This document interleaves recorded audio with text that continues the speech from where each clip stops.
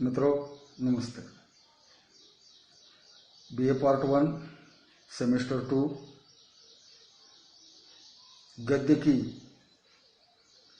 जो रचना है जीवन और शिक्षा, यह निबंध जिसे आज हम देखने जा रहे हैं।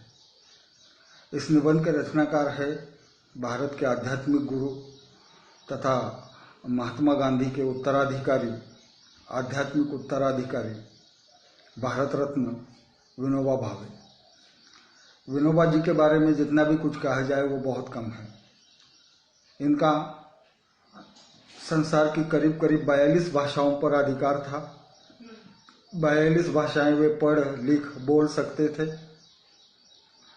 प्राचीन भारत की संस्कृति और सभ्यता पर इन्होंने विपुल मात्रा में लिखा है। वे स्वयं को भारत के नागरिक कहने के बजाय विश्व के नागरिक मानना अधिक पसंद करते थे। इसलिए उनका यह नारा था, जय जगत। भूदान आंदोलन के साथ साथ उन्होंने स्वतंत्र भारत में कई आंदोलन चलाए।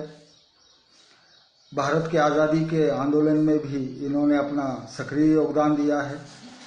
सर्वोदय, अहिंसा आदि तत्वों पर इन्होंने न केवल अपनी बात रखी बल्कि जीवन में इसको उन्होंने जो है वो पूर्ण रूप से निभाया भी है। ये जो निबंध है, इस निबंध के द्वारा उन्होंने जीवन और शिक्षण का पारस्परिक संबंध क्या होता है इस पर अपनी बात रखी है। अक्सर ये देखा जाता है कि जीवन ही शिक्षण है या शिक्षण ही जीवन है, ऐसा दो ढंग से इसके बारे में कहा जाता है। या जीवन तथा शिक्षण जो है वह एक ही सिक्के के दो पहलू है, ऐसा मानने वाले लोगों की तादाद भी हमारे देश में कम नहीं है। जीवन और शिक्षण, यह आचार्य विनोबा जी का बहुत ही प्रसिद्ध निबंध है। इस निबंध में उन्होंने सर्वोत्तम शिक्षा किसे कहते हैं, अंग्रेजी में मित्रों एक सुंदर वचन है कि I was born genius but this education system ruined me. मैं तो पैदा एक बुद्धिमान के रूप में ही हुआ था, लेकिन इस शिक्षा प्रणाली ने जो है मुझे कहीं का नहीं छोड़ा।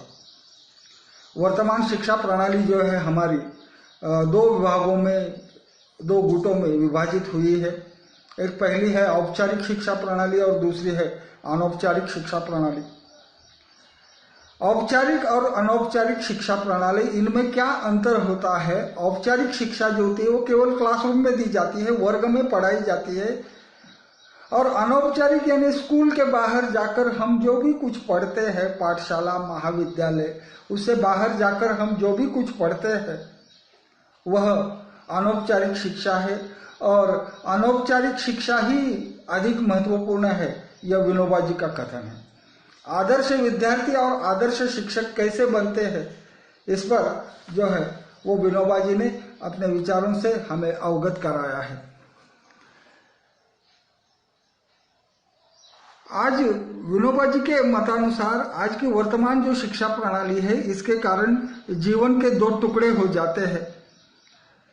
और वो टुकड़े ऐसे होते हैं कि जो आदमी पढ़ा लिखा है उसे कोई काम करने के लिए संकोच या शर्म महसूस होती है। यह बात विनोबा को मान्य नहीं है। और इस गैर जिम्मेदाराना हरकत को लेकर विनोबा जी ने जो है वो अपने विचार रखे हैं। विनोबा जी ने भगवत गीता का उदाहरण दिया है। अर्जुन को मोह हुआ था कौरवों को देखने के बाद कि इसमें मेरे पितामह है, इसमें मेरे भाई है, इसमें मेरे गुरु है। तब भगवान ने, विनोबा जी के अनुसार, भगवान ने गीता की क्लास केवल नहीं ली, उन्होंने बार बार पूछा कि अर्जुन, मैंने जो भी कुछ कहा है क्या तुम्हारी समझ में वो आ रहा है कि नहीं। और जब भगवान को अर्थात श्री कृष्ण को पता चला कि अर्जुन ने उनके पास से वो संपूर्ण ज्ञान ग्रहण किया है, तब कहीं जाकर भगवान ने जो है उसे कुरुक्षेत्र के मैदान में ढकेल दिया। अन्यथा आमतौर पर आज की जो औपचारिक शिक्षा प्रणाली होती है उसमें शिक्षक क्लासरूम में आते हैं, पढ़ाते हैं और चले जाते हैं। पूछना अनिवार्य होता है, इसलिए पूछते भी है। लेकिन ये कितने लोग जानते हैं कि छात्रों को क्या समझ में आ गई बात और छात्रों ने क्या समझा? तो कृष्ण ने ऐसा नहीं किया। कृष्ण ने सबसे पहले अर्जुन को गीता का विधिवत उपदेश किया, बार बार उसको पूछा कि अर्जुन तुम्हारी समझ में मेरी बात आई कि नहीं आई। अगर आई है तो जब उसका उन्हें भरोसा हुआ तब उन्होंने अर्जुन को कुरुक्षेत्र के रण मैदान में धकेल दिया। वर्तमान शिक्षा प्रणाली की सबसे बड़ी दुविधा यह है कि हमारे जो छात्र है, अर्थात विनोबा की बात हम कह रहे हैं, हमारे जो छात्र है उन छात्रों के सामने कोई मंजिल ही नहीं होती, उनका कोई ध्येय ही नहीं होता। जब उन्हें पूछा जाता है कि तुम आगे चलकर फ्यूचर में भविष्य में क्या करोगे, तब उसका उत्तर केवल यही होता है कि 10वीं होने के बाद देखेंगे, 12वीं होने के बाद देखेंगे, स्नातक होने के बाद देखेंगे, परास्नातक होने के बाद देखेंगे, अर्थात मास्टर डिग्री लेने के बाद देखेंगे।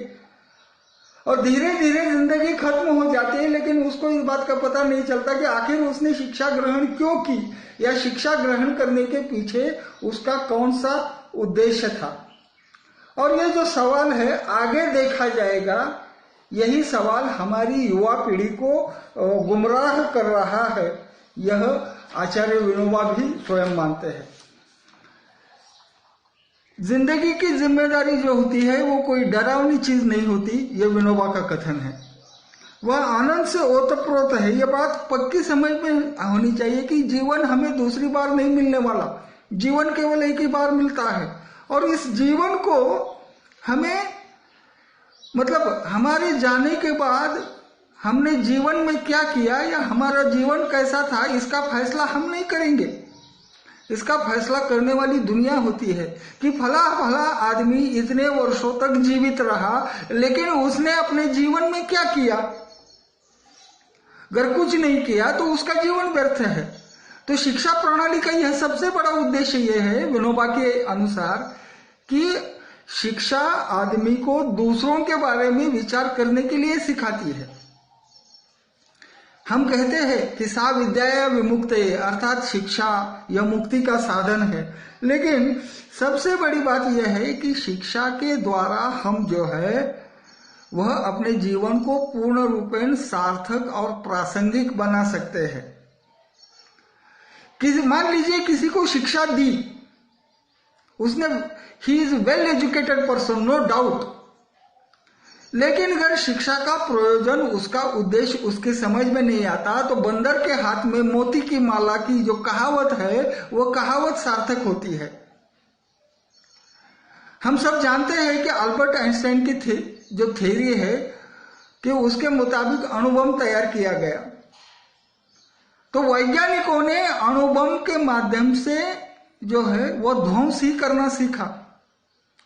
अणु विस्फोट के बाद जो प्रचंड ऊर्जा मुक्त होती है उससे हम कुछ नया करेंगे, इसके बारे में किसी भी वैज्ञानिक ने नहीं सोचा। और इसलिए आइंस्टाइन को बाद में यह दुख हुआ कि उसने जो भी कुछ किया या उसकी उस सूत्र का इस्तेमाल गलत हाथों से हुआ। तो शिक्षा यह एक दोधारी तलवार है, ऐसा विनोबा जी का जो है वो कथन है। दूसरी बात यह है कि शिक्षा के माध्यम से हम फल की अपेक्षा रखते हैं। विनोबा जी के अनुसार शिक्षा महत्वपूर्ण है, फल महत्वपूर्ण नहीं है। क्योंकि अगर आपने शिक्षा ग्रहण की है तो आपको उसका फल निश्चित ही जरूर मिलने वाला है। और यही कारण है कि उन्होंने जो है वो शिक्षा के द्वारा जो है वो अपनी बात को हमारे सामने रखा है। शिक्षा के द्वारा हमें समाज की सेवा करनी चाहिए और समाज की सेवा ही आगे चलकर अंत में ईश्वर की सेवा बनती है। यह भावना हर एक व्यक्ति के मन में होती है और होनी भी चाहिए। और इसकी शुरुआत जो है प्राथमिक शिक्षा से होना निहायत जरूरी है। इसलिए मनुष्य को या मानवीय जीवन को केंद्र में रखते हुए अगर शिक्षा प्रणाली की पुनर्रचना की जाएगी तो शिक्षा निश्चित ही जो है आज गुमराह लोगों को मार्ग दिखाएगी, जिससे जीवन के दो अलग हिस्से नहीं होंगे और जीवन के अचानक जिम्मेदारी आने के बाद जो लोगों के मन में एक भ्रामक अवधारणा पैदा होती है कि ये जीवन का बोझ मैं कैसे उठाऊंगा, ये खत्म हो जाएगा, जीवन के टुकड़े नहीं होंगे और सीखने का मोह जो है वह भी खत्म होगा, क्योंकि मोह अलग चीज है और शिक्षा अलग चीज है। शिक्षा हमें मोह से दूर रखती है, इसलिए शिक्षा बड़ी चीज है। यह विनोबा ने स्पष्ट की है बात, और अंत में उन्होंने निष्काम कर्म यह शिक्षा का मुख्य उद्देश्य है, इस बात पर यहाँ अपनी बात को स्पष्ट किया है। तो इस प्रकार से शिक्षा, उसका महत्व, उसका औचित्य आदि बातों को लेकर जो है वो विनोबा ने अपनी बात को यहाँ स्पष्ट किया है। धन्यवाद।